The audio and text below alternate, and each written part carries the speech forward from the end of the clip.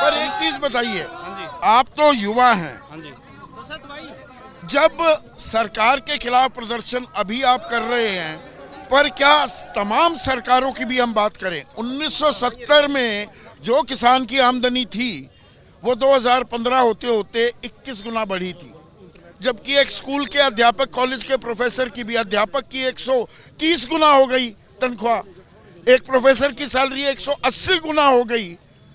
तो ये तो क्या व्यवस्था में कोई दिक्कत है? किसानी प्राथमिकता नहीं है क्या देश की? समस्या बड़ी है और इलाज छोटा ढूंढा जा रहा है। एक तरफ तो संदीप जी सरकार कह रही है किसान को हम आगे लेके जाएंगे, हाँ। दूसरी तरफ उसका गला घोटने का काम कर रही है। हाँ। 13 तारीख को जब हम यहाँ आए, एक ट्रैक्टर आगे गया था, हाँ। बैरिकेड से काफी पीछे थे वो, उसके टायर पंचर किए, हाँ। और जो है ना उसका सामान, आप इधर आ जाओ। हाँ। बैग वगैरह थे, हाँ।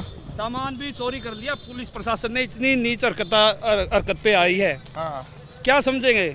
सरकार किसान को दबाना चाहती है, कुचलना चाहती है, हाँ। और ये इतने यहाँ तक गोले फकाए हैं हाँ। संदीप जी, यहाँ तक गोले भगाए हैं, जहाँ आदमी मिला उनको वहीं दबाने की कोशिश करी है। हाँ। बर्बरता की कोई हद होती है। ये आंसू गैस के गोलों में जो लोहे के छर्रे, हाँ। वो भी प्रयोग किए हैं, 12 बोर के राउंड भी प्रयोग किए हैं।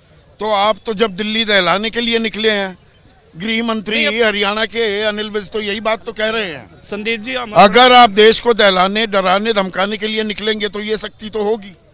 फिर हम इससे डर थोड़ी ना रहे हैं संदीप जी। और जब आप किन्नू दिखा रहे थे ना, हाँ। ये आंदोलन इसीलिए है। अभी आपने अपने मुंह से बोला कि भाई सड़क के ऊपर किन्नू बिखरे पड़े हैं। हाँ। ये किन्नू सड़क के ऊपर ना बिखरे, हाँ।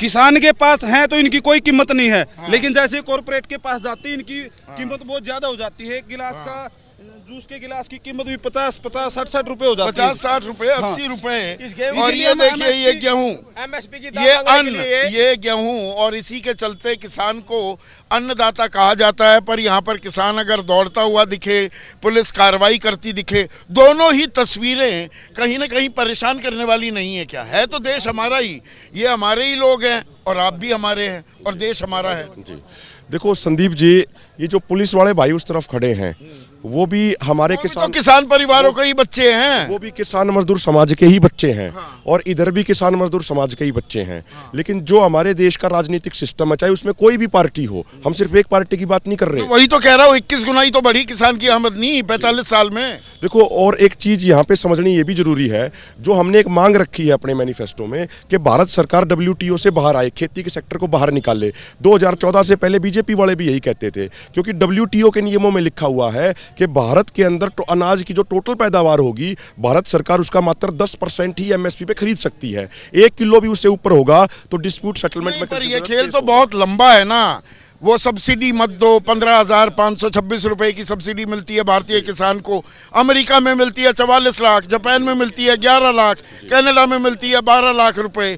उस पर सवाल नहीं उठाए जाते। संदीप जी, एक बात है, सबसे दुख की बात यह है, 1965 के दौर में जब हमें विदेश से अनाज मंगवाने के ऊपर निर्भर रहना पड़ता था, आज देश के किसानों ने इतनी मेहनत करी कि जितना देश को पूरे अनाज की ज़रूरत है उससे सरप्लस हम प्रोडक्शन कर रहे हैं।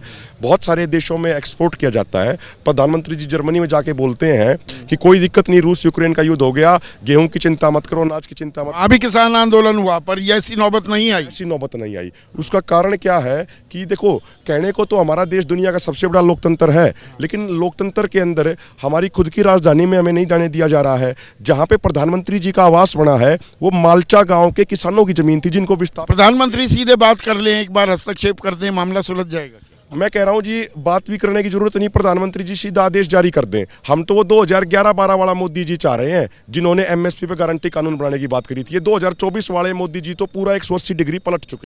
यहाँ पर मुद्दों से क्या भटकाने की कोशिश भी की जाती है, और जब यहाँ किसानों की बात करते हैं तो किसानों की बात कहीं दबकर रह जाती है। यहाँ ये 3 भाई भी बैठे हैं, किस खातिर बैठे हो? अपने जी MSP पे गारंटी का कानून के लिए बैठे हैं जी। हाँ ये जी, देती क्यों नहीं सरकार? इनका जी कीड़ा सरकार का है बेफालतू का, लोगों का बातों का पतंगड़ बनाना है। तानाशाह सरकार बनना चाहे मोदी सरकार है, झुंसिया तानाशाह सरकार बनना। MSP तो किसी ने भी ना गारंटी दी, 67 तो बनाया हुआ है कानून। तो फ्री ले काटांगे नहीं जी। एक बात बताओ, हमारी मंडिया में 60 रुपये क्विंटल जीरी बिकी है, कड़क ही रेट रह गया। ठेके जा रहे हैं 80-80 रुपए। कानून लेकर जावांगे तो जावांगे या खावा देखो गोली। ये कद लगी परसों।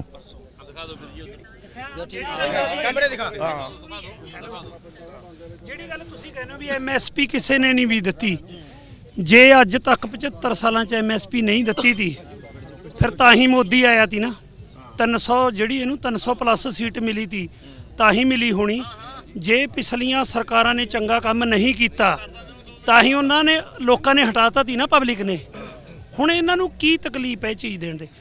ਜਿਹੜਾ ਪੰਜਾਬ वो कह रहे हैं जी 17 लाख करोड़ रुपए खर्च हो जाएंगे, देश की अर्थव्यवस्था का भट्ठा बैठ जाएगा। ਇੱਕ ਮਿੰਟ ਦੇਸ਼ ਦੀ ਅਰਥ ਵਿਵਸਥਾ ਦਾ ਪੱਠਾ ਉਦੋਂ ਨਹੀਂ ਪੈਂਦਾ ਜਿਹੜੀ ਮਰਜ਼ੀ ਪਾਰਟੀ ਦੇ ਲੀਡਰ ਨੂੰ ਫੜ ਲਓ, ਨੋਟ ਗਿਣਨ ਖਾਤਰ ਮਸ਼ੀਨਾਂ ਆਉਂਦੀਆਂ ਨੇ, ਨੋਟ ਨਹੀਂ ਗਿਣੇ ਜਾਂਦੇ। ਇੰਨੇ ਨੋਟ ਨੇ ਇਹਨਾਂ ਕੋਲੇ ਨਾ, ਇੰਨੇ ਨੋਟ ਨੇਗੇ, ਗਿਣਤੀ ਨਹੀਂ ਹੁੰਦੀ ਹੈਗੀ। ਹੁਣ ਇਹ ਫਿਰ ਜਿਹੜਾ ਆਪਣੇ ਦੇਸ਼ ਦਾ ਕਿਸਾਨ ਹੈ ਉਹਦੀ ਤਾਂ ਇਹ ਫਸਲ ਲੈਣ ਤੋਂ ਡਰਦੇ ਨੇ, ਬਾਹਰਲੇ ਦੇਸ਼ਾਂ ਚੋਂ ਕਿਵੇਂ ਮੰਗਾਉਂਦੇ ਨੇ ਫਿਰ ਇਹ? वो रूस यूक्रेन का युद्ध हो गया और सबको गेहूं की जरूरत पड़ी, एक्सपोर्ट पर बैन लग गया। ਤੁਹਾਨੂੰ ਮੈਂ ਦੱਸਦਾ ਜੀ, ਜੇ ਆਪਦਾ ਘਰ ਨਹੀਂ ਸਾਂਭੋਗੇ ਦੂਜੇ ਕਣੀ ਦੇਖੋਗੇ ਨਾ, ਕਿਤੇ ਵੀ ਘਰ ਨਹੀਂ ਚੱਲਦਾ ਹੁੰਦਾ। ਇਹ ਕਾਰਪੋਰੇਟ ਦੇ ਹਿਸਾਬ ਨਾਲ ਚੱਲ ਰਹੇ ਨੇਗੇ। ਮੋਦੀ ਕੁਛ ਨਹੀਂ ਹੈਗਾ, ਨਾ ਮੋਦੀ ਦੇ ਪੱਲੇ ਕੁਛ ਹੈ। ਜੋ ਕੁਛ ਚੱਲ ਰਿਹਾ ਹੈ ਇਹ ਕਾਰਪੋਰੇਟ ਦੇ ਹਿਸਾਬ ਨਾਲ। कॉर्पोरेट के हिसाब से ही